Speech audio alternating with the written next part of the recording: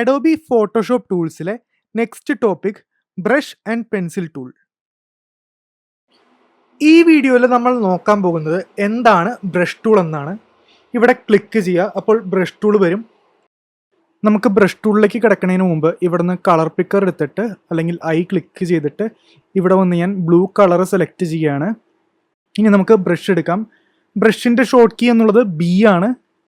അപ്പോൾ നമ്മൾ ബ്രഷ് എടുത്തിട്ട് യൂസ് ചെയ്യുന്നതിന് മുമ്പ് ഇവിടെ മുകളിൽ കണ്ടോ, ഇവിടെ നമുക്ക് ക്ലിക്ക് ചെയ്ത് കഴിഞ്ഞാൽ ഒരു വിൻഡോ ഡ്രോപ്പ് ഡൗൺ ആയിട്ട് വരും. ഇവിടെ നമുക്ക് ബ്രഷിൻ്റെ സൈസും അതേപോലെ ഹാർഡ്നെസ്സും ചേഞ്ച് ചെയ്യാനായിട്ട് സാധിക്കും. ഇപ്പോൾ ബ്രഷിൻ്റെ സൈസ് മാക്സിമത്തിലാണ് കിടക്കുന്നത്, അതായത് 5000 പിക്സലിനടുത്ത് ഉണ്ട്. അതേപോലെ ബ്രഷിൻ്റെ സൈസ് ഏറ്റവും കുറഞ്ഞത് നമുക്ക് 1 പിക്സലും എടുക്കാം. നമ്മുടെ ബ്രഷിൻ്റെ സൈസ് മാറുന്നതനുസരിച്ച് പോയിന്ററിൻ്റെ സൈസ് വ്യത്യാസം വരും.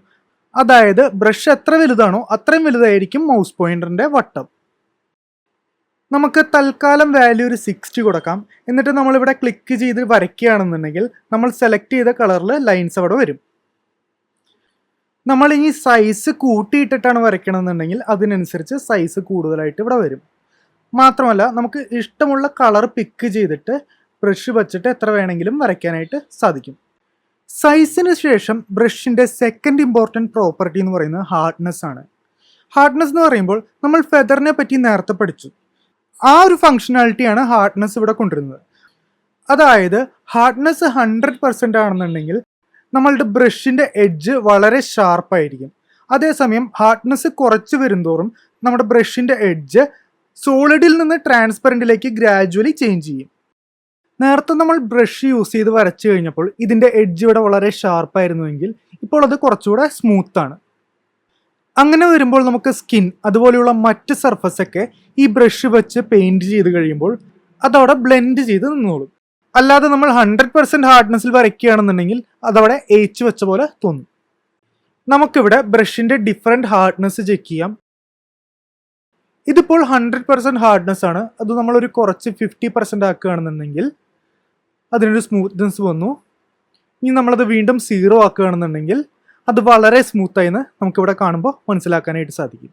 ഇത് സെയിം ബ്രഷ് സൈസ് ആണ്, പക്ഷേ ഡിഫറെൻറ്റ് ഹാർഡ്നെസ് വരുമ്പോൾ കിട്ടുന്ന വാല്യൂസ് ആണ്. ബ്രഷ് എന്ന് പറയുമ്പോൾ ഈ ഒരു പർട്ടിക്കുലർ ബ്രഷ് ടൂളിന് വേണ്ടി മാത്രം ഉപയോഗിക്കുന്നതല്ല.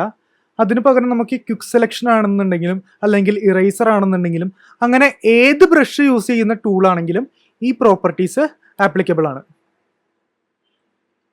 നെക്സ്റ്റ് ഓപ്ഷൻ എന്ന് പറഞ്ഞു കഴിഞ്ഞാൽ ഡിഫറെൻറ്റ് ബ്രഷ് പാറ്റേൺസ് സെലക്ട് ചെയ്യുകയാണ്. ഇവിടെ ഇങ്ങനെ വ്യത്യസ്തങ്ങളായിട്ടുള്ള പലതരം ബ്രഷുകളുടെ പാറ്റേൺ നമുക്ക് അവൈലബിൾ ആയിട്ടുണ്ടാകും. ഇതിൽ ഏതെങ്കിലും ക്ലിക്ക് ചെയ്താൽ നമുക്ക് അതിനനുസരിച്ച് ആ ഒരു ബ്രഷ് യൂസ് ചെയ്യാം. CS6 ബ്രഷിൻ്റെ പാറ്റേൺ എടുക്കുന്ന UI കുറച്ച് ഡിഫറെൻ്റ് ആണ്, എന്നാലും രണ്ടിൻ്റെയും പ്രോപ്പർട്ടി ഒക്കെ സെയിം തന്നെയാണ്. ഇപ്പോൾ നമ്മൾ എടുത്തേക്കുന്ന ബ്രഷ് സാധാരണ ബ്രഷിനേക്കാളും ഡിഫറെൻ്റ് ആണ്. സാധാരണ ബ്രഷ് ജസ്റ്റ് റൗണ്ട് ബ്രഷ് ആയിരുന്നു, ഇതതിൽ നിന്നും വ്യത്യാസമുണ്ട്. നമുക്ക് ഇതിൻ്റെ അടിയിൽ ഇൻബിൽട്ട് ആയിട്ടുള്ള കുറേ പ്രീസെറ്റുകൾ കാണാനായിട്ട് സാധിക്കും. എല്ലാം ഡിഫറെൻറ്റ് ബ്രഷാണ്. ഏതൊരു പാറ്റേൺ ബ്രഷിൻ്റെ സൈസും ഹാർഡ്നെസ്സും നമുക്ക് ഡീഫോൾട്ട് ബ്രഷിൻ്റെ മാറ്റുന്നത് പോലെ മാറ്റാനായിട്ട് പറ്റും. ബ്രഷിൻ്റെ സൈസ് ഇൻക്രീസ് ചെയ്യാനും ഡിക്രീസ് ചെയ്യാനുള്ള ഷോർട്ട് കീ നമ്മുടെ കീബോർഡിൽ ആംഗുലാർ ബ്രേസ് അല്ലെങ്കിൽ സ്ക്വയർ ബ്രാക്കറ്റ് വരുന്ന 2 കീസാണ്. റൈറ്റ് സ്ക്വയർ ബ്രാക്കറ്റ് നിൽക്കുകയാണെന്നുണ്ടെങ്കിൽ ബ്രഷിൻ്റെ സൈസ് കൂടുകയും ലെഫ്റ്റ് സ്ക്വയർ ബ്രാക്കറ്റ് നിൽക്കുകയാണെന്നുണ്ടെങ്കിൽ ബ്രഷിൻ്റെ സൈസ് കുറയുകയും ചെയ്യും.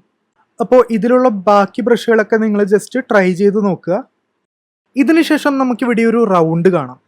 ഇതെന്തിനാന്ന് വെച്ച് കഴിഞ്ഞാൽ ഇതിൽ ആ ആരോ ഉണ്ടല്ലോ, അത് ബ്രഷിൻ്റെ ഡയറക്ഷനെ സൂചിപ്പിക്കുന്നു. നമ്മുടെ ബ്രഷ് ജസ്റ്റ് റൗണ്ട് ആണെന്നുണ്ടെങ്കിൽ ഇതുകൊണ്ടൊരു വ്യത്യാസം വരില്ല. പക്ഷേ റൗണ്ട് അല്ലാത്തൊരു ബ്രഷ് ആണെന്നുണ്ടെങ്കിൽ ആ ബ്രഷ് ഏത് ആംഗിളിലാണ് ഇരിക്കണേ എന്നുള്ളത് കാണിക്കാൻ വേണ്ടിയിട്ടാണ് ഇത് യൂസ് ചെയ്യുന്നത്. നമ്മളിതിൽ റൗണ്ട് തിരിക്കുന്നതനുസരിച്ച് ഈ ബ്രഷിൻ്റെ പാറ്റേൺ ശ്രദ്ധിച്ചോളൂ, അത് റൊട്ടേറ്റ് ചെയ്യും. അപ്പോൾ ഒരു പർട്ടിക്കുലർ ബ്രഷിനെ ഡിഫറെൻറ്റ് ആംഗിളിൽ തിരിച്ച് യൂസ് ചെയ്യാൻ വേണ്ടിയിട്ടാണ് ഈ ഒരു ഫെസിലിറ്റി യൂസ് ചെയ്യുന്നത്. അതേപോലെ തന്നെ നമ്മളുടെ ബ്രഷിനെ 2 സൈഡിൽ നിന്നും സ്ക്യൂ ചെയ്യാൻ വേണ്ടിയിട്ടാണ് അല്ലെങ്കിൽ കംപ്രസ് ചെയ്യാൻ വേണ്ടിയിട്ടാണ് ഈ കാണുന്ന 2 ഡോട്ട് യൂസ് ചെയ്യുന്നത്. അപ്പോൾ അത് വരുത്തുന്ന ചേഞ്ച് നമുക്ക് ബ്രഷിൽ കാണാനായിട്ട് സാധിക്കും. നമ്മളൊരു സർക്കിൾ ബ്രഷിനെയാണ് എടുക്കണമെങ്കിൽ അതിനെ എലിപ്സിസ് ആക്കി മാറ്റാൻ ഈ ഒരു പ്രോപ്പർട്ടി കൊണ്ട് കഴിയും. ഇതിൻ്റെ കൂടെ ബ്രഷ് റൊട്ടേറ്റ് ചെയ്യാനുള്ള ഫെസിലിറ്റിയും കൂടി കമ്പൈൻ ചെയ്യുകയാണെന്നുണ്ടെങ്കിൽ നമുക്ക് ഡിഫറെൻറ്റ് സ്റ്റൈലിലുള്ള പാറ്റേൺ ബ്രഷ് യൂസ് ചെയ്ത് ഉണ്ടാക്കാനായിട്ട് സാധിക്കും. ഇതാണ് ഒരു ബ്രഷിൽ വരുന്ന വളരെ കോമൺ ആയിട്ടുള്ള സെറ്റിങ്സും ഫീച്ചേഴ്സും. നമ്മുടെ നെക്സ്റ്റ് ടൂള് പെൻസിൽ ടൂളാണ്. പെൻസിലും ബ്രഷും വളരെ സിമിലർ ആണ്. പക്ഷേ വ്യത്യാസം എന്താണെന്ന് വെച്ച് കഴിഞ്ഞാൽ പെൻസിൽ കൂടുതൽ യൂസ് ചെയ്യുന്നത് ഹാർഡ് എഡ്ജ് ആയിട്ടുള്ള ഫ്രീ ഹാൻഡ് ഡ്രോയിങ്സ് വരയ്ക്കാൻ വേണ്ടിയിട്ടാണ്. പെൻസിൽ ഉപയോഗിച്ച് നമ്മൾ വരയ്ക്കുന്ന വരകൾ ബ്രഷ് ഉപയോഗിച്ച് വരയ്ക്കുന്ന അത്ര സ്മൂത്ത് ആയിരിക്കില്ല.